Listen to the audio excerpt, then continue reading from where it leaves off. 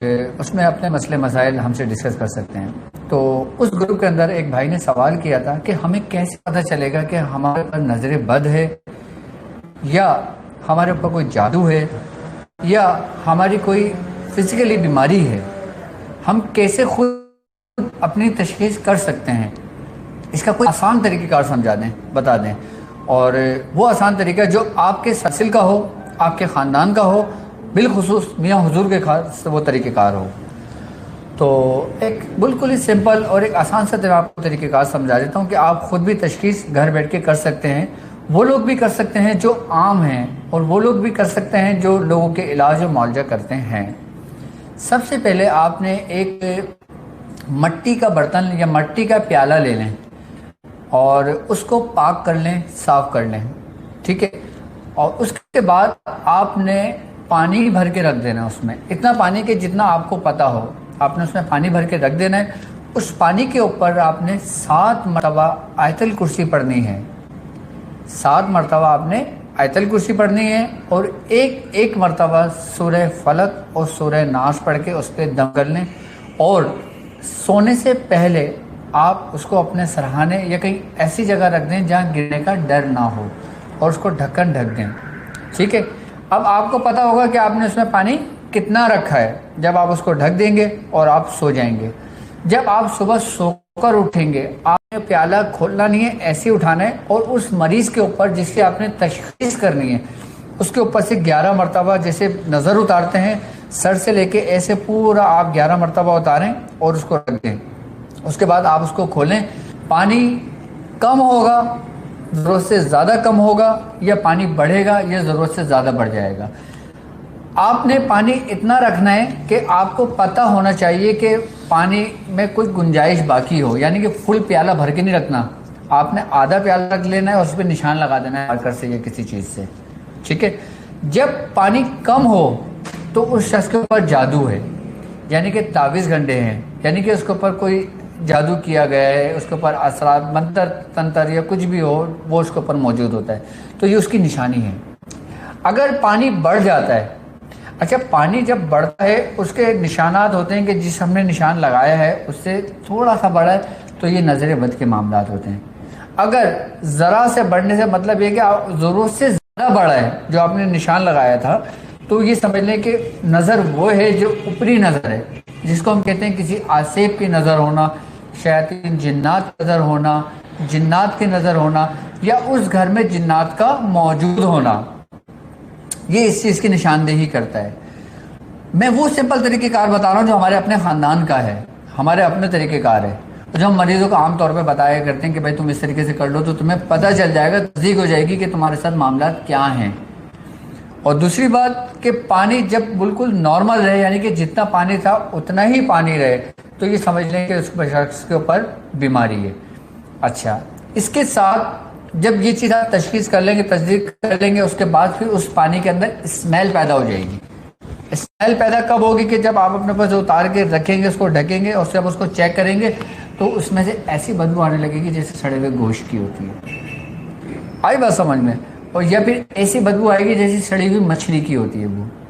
اگر مچھلی کی بو آتی ہے، سڑے ہوئے گوشت کی بدبو آتی ہے، تو میں اس کے بارے میں آپ کو بتا چکا ہوں کہ کیا کیا مشق تشخیص کرتے ہیں. یہ بالکل سمپل طریقہ کار ہے. اب اس کا علاج سن لیں کہ اب اس کا ہونا چاہیے. اب ایک شخص تشخیص کر لیا اس کے اوپر جادو ہے تو ہم جادو کا علاج وقتی طور پہ کرنے کے لیے، اس کو روکنے کے لیے کریں گے. سب سے پہلے تو ہم ایسے طریقہ کار میں آپ کو تعلیم کرتا ہوں جس سے آپ کو اس سے آرام اور افاقہ ہوگا، فائدہ ہوگا. لیکن اگر جادو کی شدت ہوگی اور اس کی نوعیت ایسے اختیار کر گئی ہوگی کہ اس نے جسم کے اندر بیماری کی صورت اختیار کر لی ہے تو پھر آپ کو یقیناً کال سینٹر سے رابطہ کرنا پڑے گا. اور کال سینٹر کا نمبر ہی ڈسکرپشن میں موجود ہے. پھر اس کا پراپرلی آپ کو طریقہ کار سمجھایا جائے گا، پھر آپ اس طریقے سے اپنے جادو کا علاج کر لیں گے. جادو کے علاج کے لیے سب سے بہترین چیز جو ہے، آپ 41 مرتبہ سورہ فلق، سورہ ناس ایک پانی میں دم کر کے رکھ لیں. وہ پانی پئیں یا کوئی دوا کھاتے ہیں تو اس پانی سے دوا کا استعمال کریں. ٹھیک ہے. اس کے علاوہ آپ نے ایک چھٹانک لونگ لے لینی اور ایک اگربتی کا پیکٹ لے لینا ہے. آپ نے ایک چھٹانک لونگ پر 41 مرتبہ سورہ فلق اور سورہ ناس پڑھ کے دم کر دینا ہے اور اگربتی پہ دم کر دینا ہے. 2 اگربتی آپ نے روزانہ جلانا ہے، اور لوگوں کے آپ یہ 9 کا عدد جو یہ ایک حصہ اپنے اوپر سے 9 مرتبہ اتاریں، آپ اس کو جلا دیں، تو آپ اس کے شر سے محفوظ ہو جائیں گے۔ کس کے؟ جو لیکن یہ اس کا مکمل علاج نہیں ہے، لیکن یہ کہ وقتی طور پہ آرام آنے کے لیے ہے۔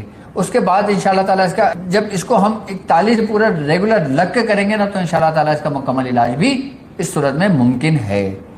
اچھا، اب جسی بھائی کے اوپر، بہن کے اوپر نظر بد کے معاملات آتے ہیں، یا اوپر شیاطین جنات کے معاملات آتے ہیں، یا گھر کے اندر معاملات آتے ہیں، تو اس کا جو طریقہ کار ہے نا، وہ 7 لیمو لیں، اور ایک لیمو پر سورہ قلم کی آخری جو آیت ہے وَإِنْ يَقَادَ الَّذِينَ، وہ 7 مرتبہ ایک لیمو پہ دم کر کے رکھ لیں۔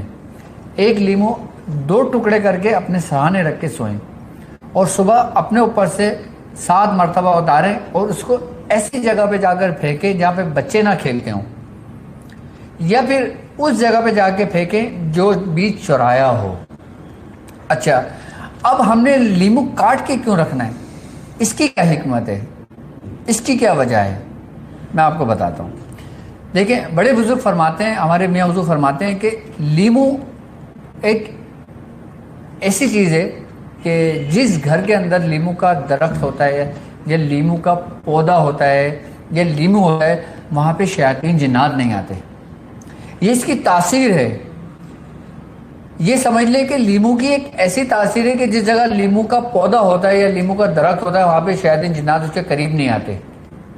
اور اس کے بعد جب آپ ان آیتوں کو پڑھ کے دم کر لیتے ہیں، تو یہ سمجھ لیں کہ اس پہ سونے پہ سہاگا ہو جاتا ہے، اس پہ ایک تاثیر ہو جاتی ہے۔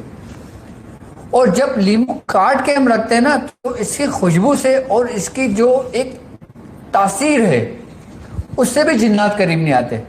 اور اس سے یہ ہوتا ہے کہ اگر پیشنٹ متاثر ہو کسی نظر بد کی وجہ سے، اثرات کی وجہ سے، جنات کی وجہ سے، تو یہ سمجھ لیں کہ اس کی تاثیر سے اس کی تاثیر کم ہونی شروع ہو جاتی ہے، اور اس کو افاقہ یعنی کہ فائدہ ہونے لگتا ہے۔ تو یہ لیمو کی تاثیر ہے۔ آئی بات سمجھ میں؟ آپ نے اس طریقے سے 7 دن لیمو کا استعمال کرنا ہے، اور اس کے بعد آپ کے بعد انشاءاللہ نظر بد آپ کے اوپر سے ہٹ جائے گی، ختم ہو جائے گی۔ جب آپ 7 دن مکمل کر لیں، آپ نے یہی آیت، یا تو ان آیتوں کا نقش آپ کال سینٹر میں رابطہ کر کے اس آیتوں کا نقش لے لیں، وہاں سے وہ آپ کو فی سبیل اللہ دیا جائے گا، وہ نقش لے لیں، اور آپ کو بتا بھی دیا جائے گا، بلکہ ڈسکرپشن میں آپ کو ہو سکتا ہے کہ میں سورہ قلم کے آخری آیتوں کا نقش میں ڈسکرپشن میں ڈال دوں اس کا، تاکہ آپ کو آسانی سے مل جائے۔ اگر آپ کو نہیں ملتا تو آپ سورہ قلم کی آخری آیت لکھ کر اپنے گلے میں ڈال دیں، تو انشاءاللہ تعالیٰ پھر اس سے آپ محفوظ بھی رہیں گے انشاءاللہ۔